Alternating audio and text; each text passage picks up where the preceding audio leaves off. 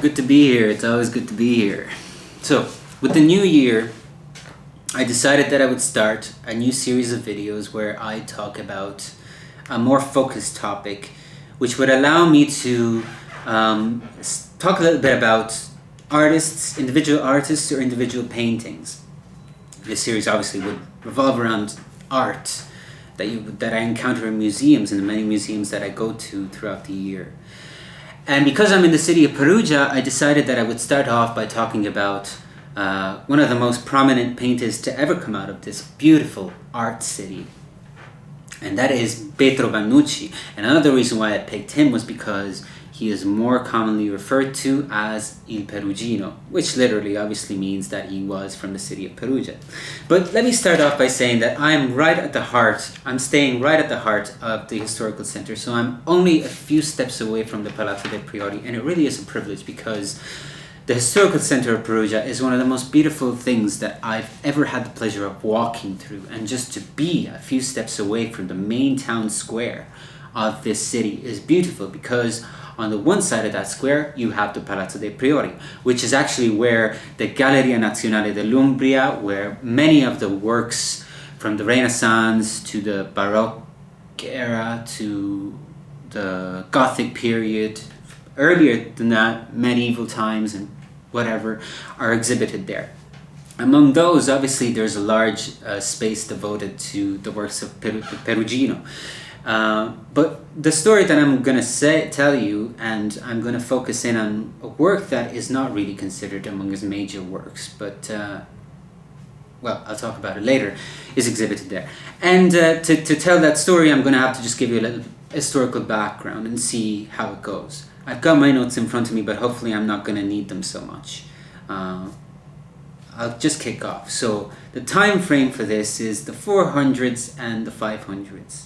During which the city of Perugia was relatively autonomous and was really ruled by a judiciary system which was composed of 10 priori. And the priori could be defined as the first citizens, so to speak, of the city of Perugia. The main quarters of these were obviously in the Palazzo dei Priori, and it was them, and it was these priori who commissioned a pala. And they commissioned Pietro Vannucci, commonly referred to as Il Perugino, to paint a pala for the chapel of the Palazzo dei Priori. Alright, so we've come across the first term that people may not be familiar with. What is a pala? Well, a pala is usually defined as a Renaissance single-field altarpiece with figures set in continuous and unified pictorial space. The pala structure was common before the Renaissance.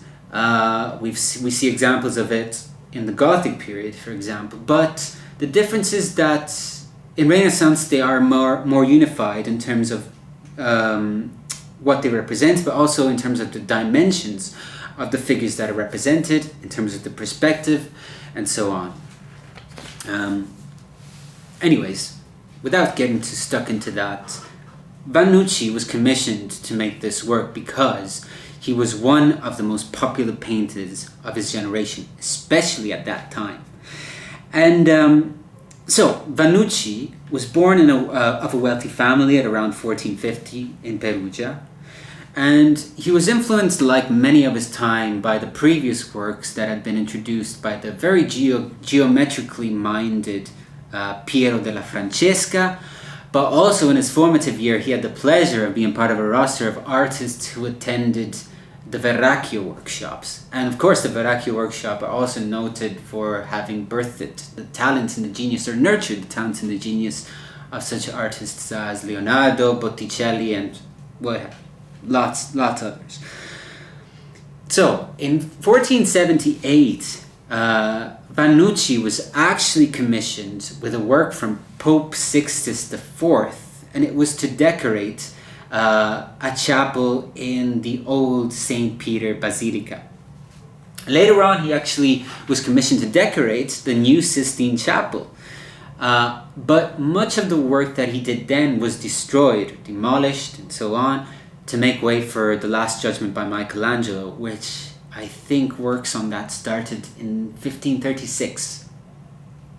Yep, So, what made Perugino so popular among his contemporaries was that he developed his own recognizable style early on in his career.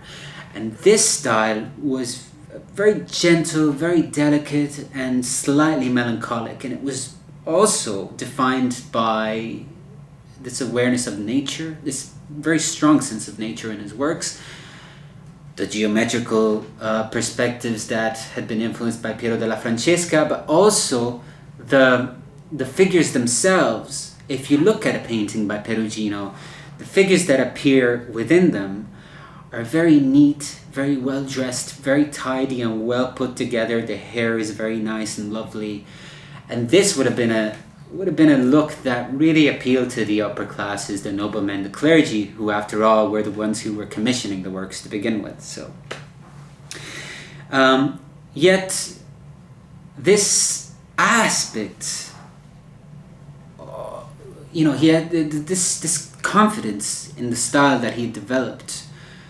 Actually, is one of the reasons why he is criticized, because if we look at the paintings of Perugino, if you take a painting from the early period of his works to his later period, we notice that there's very little difference of style between them, and there is like a sense of, it's almost as if his style didn't evolve that much.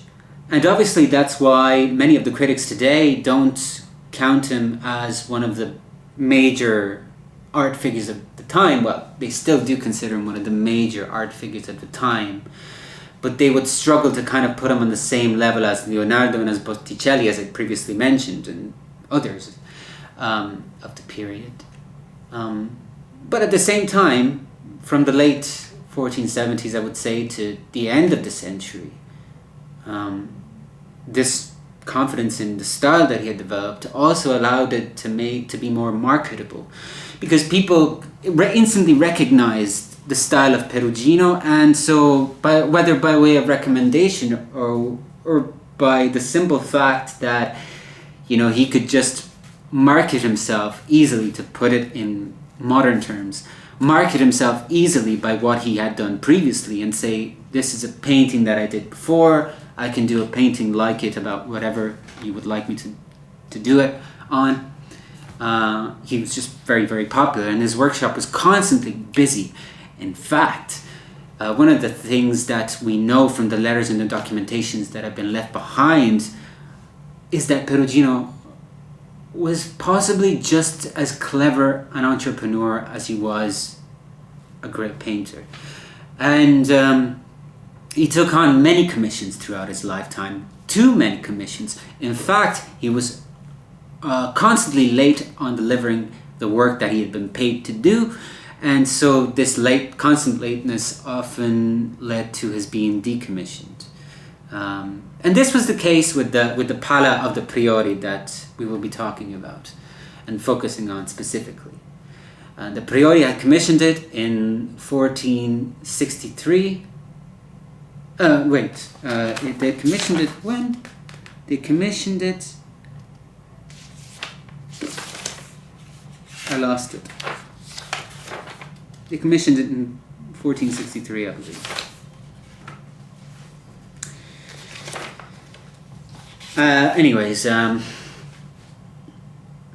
And years later, they were frustrated to the point where they just sought out other artists to complete it, to paint it. But none of these new commissions came to fruition either. So luck was on the side of Perugino, who eventually the Priori just went back to him to make the Pala that would become known as the Pala dei Decemviri, named after the Priori. And this was a two-part Pala, right? The first part, by the way, it was delivered in 1496, which was way over a decade from the original commission. The Pala consisted of two parts. The first part is a large-scale part that depicts the Madonna on a throne with four saints standing by her side. But the part that I'm focusing on is actually the top part, also known as the Chimasa, and it's just another painting, a smaller painting that is placed on top of the large-scale painting of the Madonna. And this part depicts a dead Christ in the position known as the Vir Dolorum. This is another term that I feel like I should talk about, because the Vir Dolorum is defined as an iconic emotional image showing Christ with the wounds of his passion, and is prominently displayed with his hands on his side. But unlike countless other versions of the Vir Dolorum, on this version by Perugino, there is less emphasis placed on the wounds themselves, so the wound on the chest and the stigmata, which is why the Vir Dolorum is prominently shown with Christ with the hands on his side to show the stigmata. But there's less emphasis on that. Obviously they're still visible, but the painting itself is less aggressive. There's more focus on the humanity of the figure of the Christ, who is actually warmly lit and placed against a dark backdrop, almost black in fact, just giving a slight sense of space. And that sense of space actually mostly comes from the sarcophagus that we see at the very bottom of the painting. Obviously, with this lack of a sense of space, there could also be a sense of timelessness identified within the piece itself, which is why the Christ that is represented is human-like, also in his appearance. We see the softness of his looks and the honey brown of his hair and of his beard, and it's a very soft, melancholic Christ, a very pensive Christ, a very gentle Christ. And there's a sense of tranquility that comes from him, but the darkness of the backdrop actually does differentiate it a little bit from the many other paintings that Perugino did that were very, very similar. So there is a difference not only between this painting of the Vir Dolorum, but also from the other paintings that Perugino did. So I love it. It's a great painting. And I guess this painting, because it came in 1496, it sort of is part of this late period during which Vannucci, aka Il Perugino, was just the biggest artist in Italy, the most sought after artist in Italy. And at the turn of the century, as I mentioned, his popularity began to decline, and he started to move away from the artistic centers that were Florence and Rome, and he withdrew to his hometown of Perugia and the countryside surrounding it. Now, he still made great paintings in the last 20 years of his life, and he died of the plague in 1523 in his late 70s, so he lived quite a full life for the time. But at the peak of his powers, he was so popular that he could supposedly be considered part of the mainstream. And while many art critics, as I mentioned, struggle to place him on the same level as other contemporaries, as Leonardo, Botticelli, and so on, we can still admire in the self-assuredness of his style, something that was very much of the time, and something that really encapsulates the spirit of the Renaissance and the loveliness, the lovely side of the Renaissance, I suppose we could say. And at the same time, we can also admire within the works of Il Perugino a style that would be progressed and would not evolve with Perugino himself, but in the works of his most famous pupil, who was none other than Raphael. And just to end it, I picked out a quote by the great art critic John Ruskin, who was an English art critic from ages ago. Was an early art critic, and he said on Perugino, and I will have to read this out: "There is no darkness, no wrong. Every color is lovely, and every space is light. The world, the universe is divine.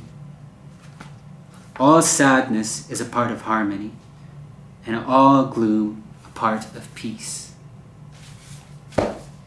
And with that, I leave you.